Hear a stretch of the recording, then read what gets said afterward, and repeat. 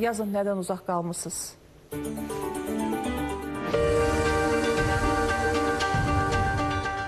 İşçi ofisə gəlmədən distant formada əmək funksiyalarını yerinə yetirəcək. Bu zaman tərəflərin razılığı ilə əlavə şərtlər də əmək müqaviləsi ilə müəyyən ediləcək. Yenilik Prezident İlham Əliyevin təsdiqlədiyi Əmək Məcəlləsində dəyişiklik edilməsi barədə qanunda öz əksini tapıb.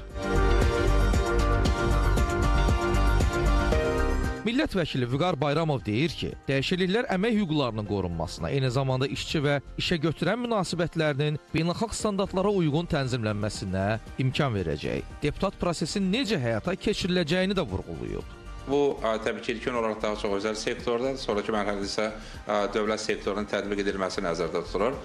Distant iş bir tərəfdən işə götürənlər üçün xərclərin minimumlaşdırılması və azaldılması baxımından vacibdir.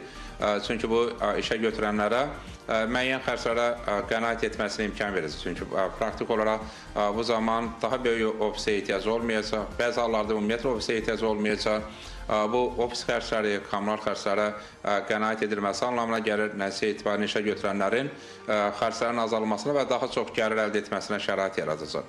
Millət vəkili bildirir ki, bu qərar təkcə işə götürənlər üçün deyil, işçilər üçün də çox müsbət nəticələrə yol açacaq. Hal-hazırda əmək müqaviləsi ilə bir iş yerində tam, digər iş yerində yarım ştat olaraq çalışmaq mümkündür. Yeni mexanizmlərdən sonra distant əmək müqavilələri də hazırlanacaq. Bu da imkan verəcək ki, vətəndaş rəsmi əmək müqaviləsi ilə bir neçə iş yerində çalışa bilsin. Əmək haqqında hər hansı bir dəyişiklik olacağı gözlənilmir. Çünki burada işin yerinə yetirməsindən söhbət gedir. Əgər vətəndaş həmin işçi həmin işi yerinə yetirirsə, təbii ki, onun əmək haqqında azalmalar olmayacaq. Əksinə, bu imkan verəcək ki, bir neçə iş yerində çalışmaqla daha çox əmək haqqı almaq mümkün olsun. Distant iş rejiminin tətbiq edilməsi və yeni mexanizmin hazırlanması xərclərin azaldılmasına pozitiv təsir edəcəyi gözlənilir.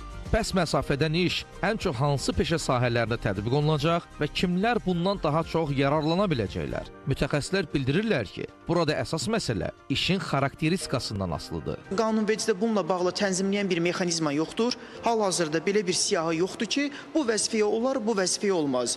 Lakin işə götürən özü, öz müəssisəsindəki funksiyaları analiz edib, nəticəyə gələ bilər ki, bu vəzifələr funksiyalarını distans formada icra edə bilərlər. Misal deyirəm, bugünkü dövrdə mühasiblər, bugünkü dövrdə maliyyəçilər, insan resursları üzrə mütəxəssislər öz funksiyalarını qeyd olunmuş formada iş yerindən kənarda funksiyalarını icra edə bilər. Qeyd edək ki, Əmək Məcəlləsindəki bu dəyişiklik müəyyən peşə sahiblərinə imkan verəcək ki, işini müəssisədən kənarda elektron, proqram texniki və telekommunikasiya vasitələri ilə yerinə yetirsin.